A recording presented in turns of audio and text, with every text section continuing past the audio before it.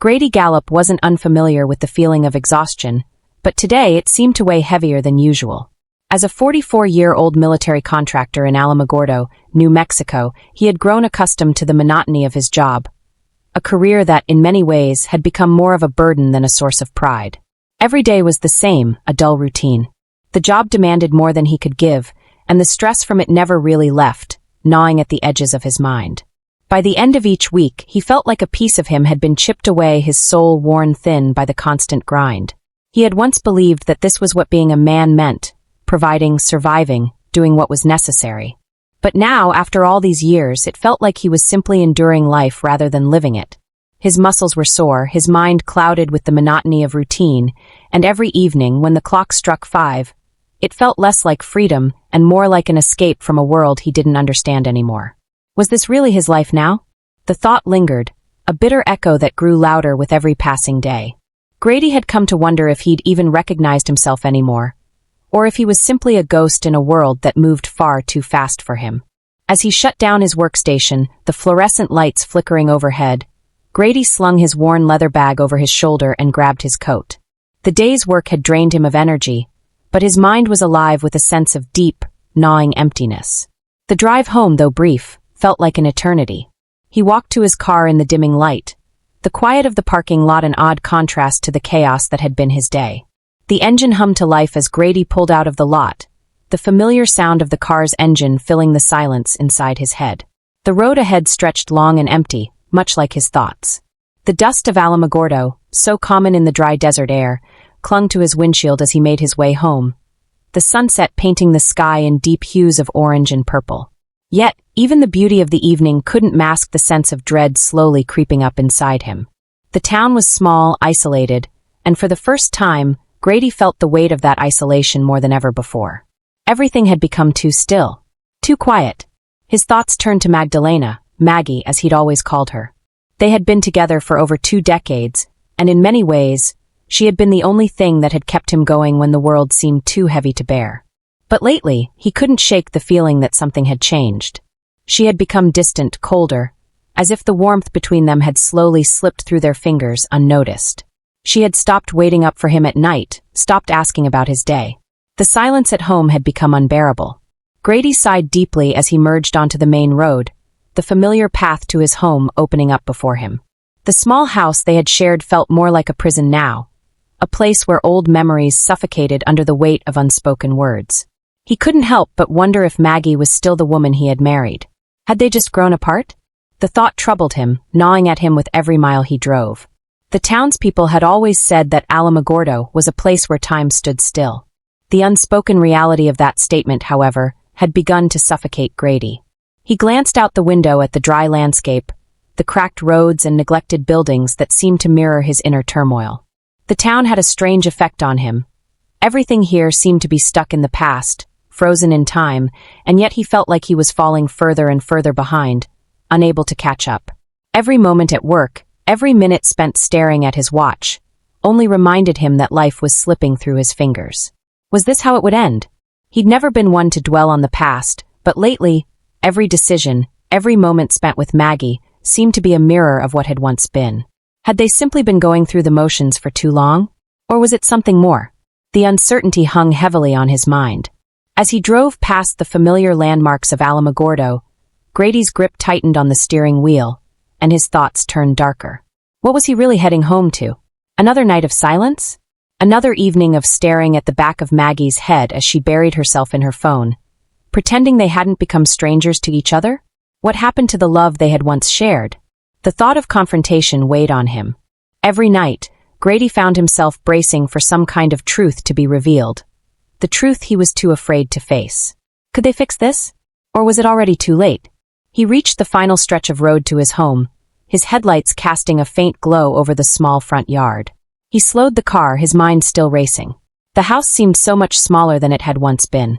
As he parked in the driveway, Grady glanced at the front door, wondering if the same woman who had once greeted him with warmth and affection still existed inside. The wind whispered through the trees as Grady opened the car door, the weight of everything pressing down on him. His body felt heavy, as if the mere act of stepping into the house would bring everything crashing down. Maybe it was time to talk, to confront the distance between them. But was he ready to hear what Maggie would say? Was he ready to face the reality of their relationship? And if he wasn't, what was he running from? Grady took a deep breath as he walked to the door. He didn't know it yet, but when he stepped inside, his life would change forever. The events that followed would tear apart everything he thought he knew about love, trust, and what it meant to be truly alive. But for now, all he could do was brace for the unknown. The storm was about to hit. He approached the cracked concrete steps of his home, feeling the weight of his world pressing down on him with each step. The once proud house had slowly become a tomb of unspoken words, untouched dreams, and years of faded hopes. It had been a home filled with the laughter of children, the promises of shared futures, but now, it was just him and Magdalena.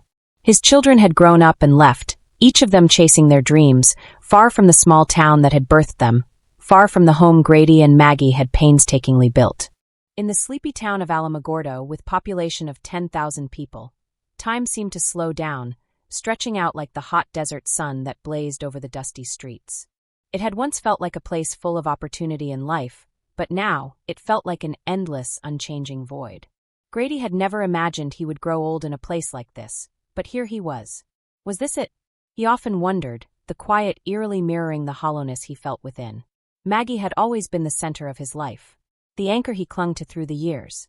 But lately, even that anchor had begun to feel loose, slipping through his fingers like grains of sand. He had been too wrapped up in his work, too distant. They had both become strangers to each other, drifting apart without even realizing it. He glanced at the clock. It was 6:30 p.m., an hour that used to bring joy as they gathered around the table to share stories of their day. But now it felt like just another mundane milestone. The house was too quiet, but he didn't think much of it. As Grady reached the door, he set his bag down and took a deep breath. Little did he know that tonight would break everything he thought he knew about his life. As he stepped inside, the house seemed different, heavier somehow. Grady's mind buzzed, his thoughts still tethered to the mundane task of unpacking his briefcase and setting his keys on the counter. But then, like a jolt of electricity, a sound struck him from across the house. It wasn't the usual quiet murmur of the TV or the soft click of Maggie's heels. No, this sound, a voice, was foreign, jagged, and it shattered the calm that had settled over him. Grady froze. "Take me deeper, I need to feel it." The words hit him like a sucker punch.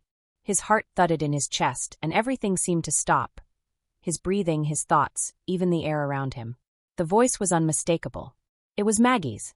But the tone and urgency in her voice was not the voice of the woman he had known. It was filled with desperation, lust, and something far more foreign to him.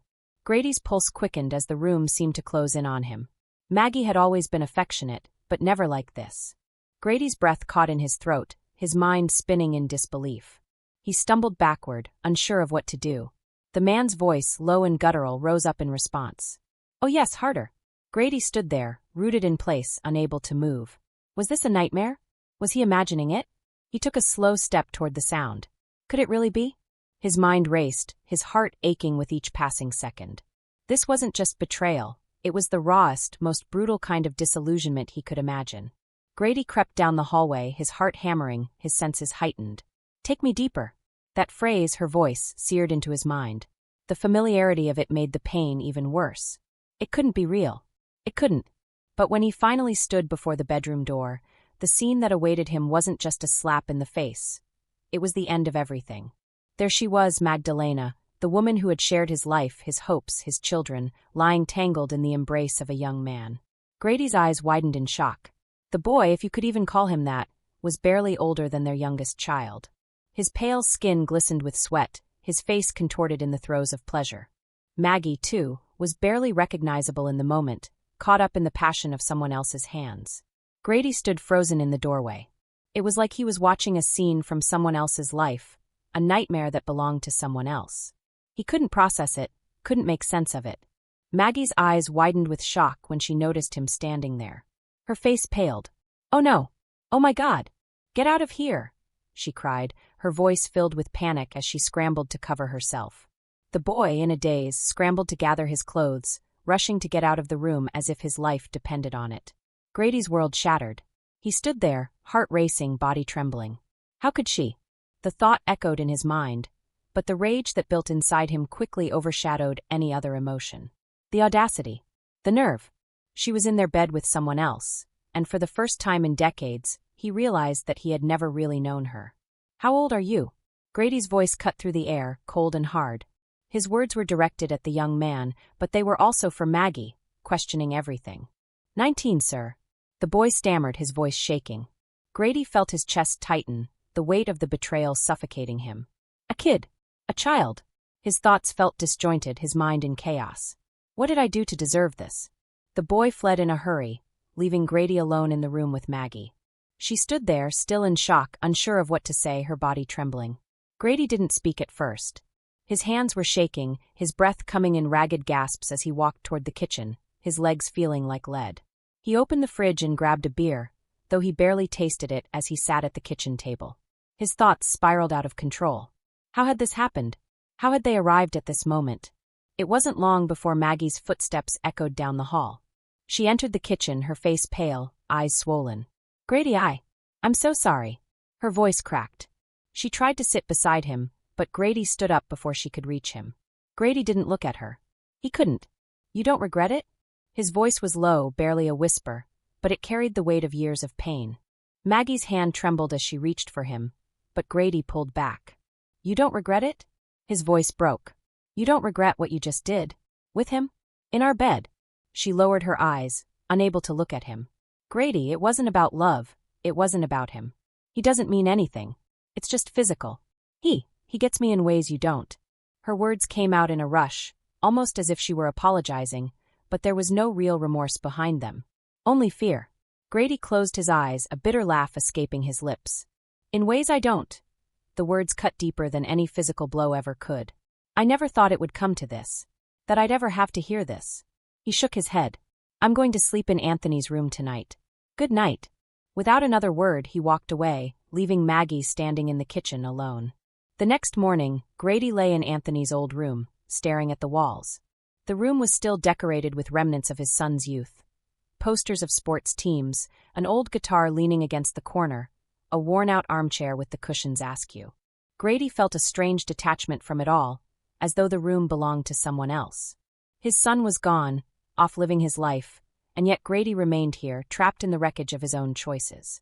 His body felt heavy, as if the weight of the betrayal had been physically implanted into his bones. He tried to close his eyes, to shut out the images that assaulted him, but it was impossible. His mind kept replaying the scene over and over again. The sight of Maggie with another man, their naked bodies entangled in ways he had never imagined. The shock on her face when she saw him standing there, the horror that had flickered in her eyes for a moment, then quickly masked with guilt and panic. The weight of her betrayal pressed down on him like a vice. The quiet in the room felt suffocating, an overwhelming silence that stretched into eternity. Grady felt as though he was floating in a void, disconnected from everything, including himself.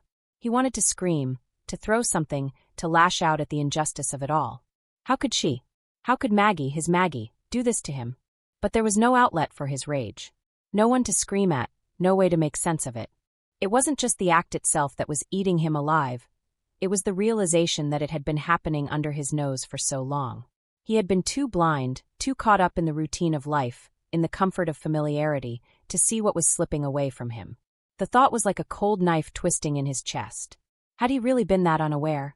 As he lay there, his body aching with exhaustion and his mind a jumbled mess of pain and disbelief, the question that kept circling in his head was, where do they go from here? Could their marriage survive this? Could he ever look at her the same way again? Meanwhile, Maggie had left early that morning, just as she always did for her golf dates with the ladies. She had barely registered the routine motion of getting dressed, of grabbing her keys, her golf clubs, and heading out the door. She hadn't looked back, not at the house, not at Grady, who had been so distant the past few months. She hadn't even seen the quiet desperation in his eyes. But now, as she sat behind the wheel of her car, the hum of the engine filling the silence, she could feel it, the weight of the secrets she had carried for so long, the shame that was now lodged deep in her chest. The drive was almost automatic. Maggie's hands gripped the steering wheel with a white-knuckled tension, but her thoughts were a million miles away. She couldn't stop replaying the events of the previous night, the desperate, almost frantic way she had clung to her lover, the raw need that had driven her to him. But even in that moment of passion, she had felt something else, a strange, undeniable guilt that lingered on the edges of her conscience. Was this really who she had become? But as she drove, her thoughts kept drifting back to Grady. His face, frozen in shock as he stood in the doorway, his disbelief morphing into a slow, crushing realization that she had been betraying him for who knows how long. How long had it been? Weeks? Months?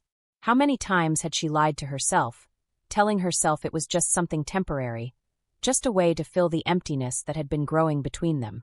But now, as the reality of the situation sank in, Maggie couldn't deny the truth anymore. She had crossed a line that couldn't be erased, no matter how many times she cleaned the sheets or wiped away the evidence. The thought of facing Grady, of looking him in the eyes, was almost unbearable. How could she explain this? Her mind was a whirlwind of conflicting emotions.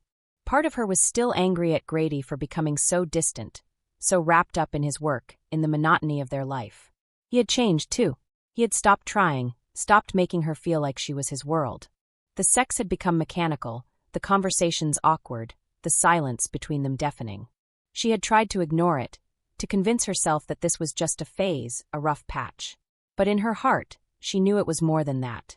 And so she had sought comfort in the arms of someone else. A young, vibrant man who made her feel alive again, who reminded her what it felt like to be desired, to be seen. It wasn't about love, she told herself. It wasn't even about him, really. It was about the desperate need to fill the empty space that had opened up between her and Grady. It was about needing to feel something, anything, to remind herself that she was still capable of feeling alive. As the town of Alamogordo slipped away behind her, Maggie's thoughts turned darker. What would happen when she went back home? Would Grady even want to speak to her? Would he be waiting for her with anger in his eyes? Or would he simply be gone? The thought of losing him, of completely unraveling the life they had built together, sent a sharp pang through her chest. She had loved him once deeply. And somewhere beneath the layers of resentment and frustration, she still loved him. But was it enough? Had their love been enough to survive the years of silence, of emotional neglect, of drifting apart without even realizing it? Or had she already made the decision for them, without ever saying the words aloud? Maggie couldn't help but feel a wave of panic rise in her chest. What if this was the end? The end of everything she had ever known. As the car rolled into their quiet neighborhood, she saw the familiar streets, the old houses that had once held the promise of a future. But now everything seemed changed. The house was no longer a home. It was a battlefield. She could feel the tension in the air, thick and suffocating, like a storm waiting to break. She parked the car in the driveway, her heart pounding in her chest. For the first time in years, she felt like a stranger in her own life. She took a deep breath, trying to steady herself, but it didn't work. Her hands were trembling as she reached for the door handle. What would she find when she walked through that door? Maggie stepped out of the car and walked toward the front door, her feet heavy with the weight of what she had done. This was the moment of truth. There would be no more hiding, no more pretending. Whatever happened next, she would have to face the consequences of her actions. But deep down, she knew something that terrified her more than anything else. The truth had already begun to unravel. And there was no turning back. When Maggie returned home, the house was eerily quiet. Grady could hear her walking down the hallway, but he didn't move. He couldn't. The sound of her voice calling out to him felt distant, like a memory he couldn't reach. But then he heard it. The same voice. The same desperation. "Grady, baby, take me harder, oh my God, yes." Grady's stomach churned as he climbed the stairs. His pulse raced as he opened the door to their bedroom. What he saw wasn't the same boy from the night before, but a different face, a different body. "Maggie." Grady's voice was hoarse, barely a whisper. "You still don't understand, do you? Does this make you feel better? Does it make you feel whole?" Maggie's eyes widened, but her expression was unfazed. "Grady, I do this because you can't give me everything. If you could, I wouldn't need this. But this is what I need." Grady closed his eyes, the weight of her words sinking in. "I understand. I really do." He turned and walked out of the room, never looking back. He was done. The damage was done. There was no coming back from this. Grady and Maggie's marriage, built over 2 decades, had been reduced to rubble. Trust had been shattered, love replaced with betrayal. Grady couldn't look at her anymore, and see her without feeling the pain of her actions clawing at him. And yet, the silence that followed was the loudest thing he had ever heard. The question lingered in the air. Could they rebuild? Could the trust ever be restored? Share your thoughts in the comment section. See you in the next story.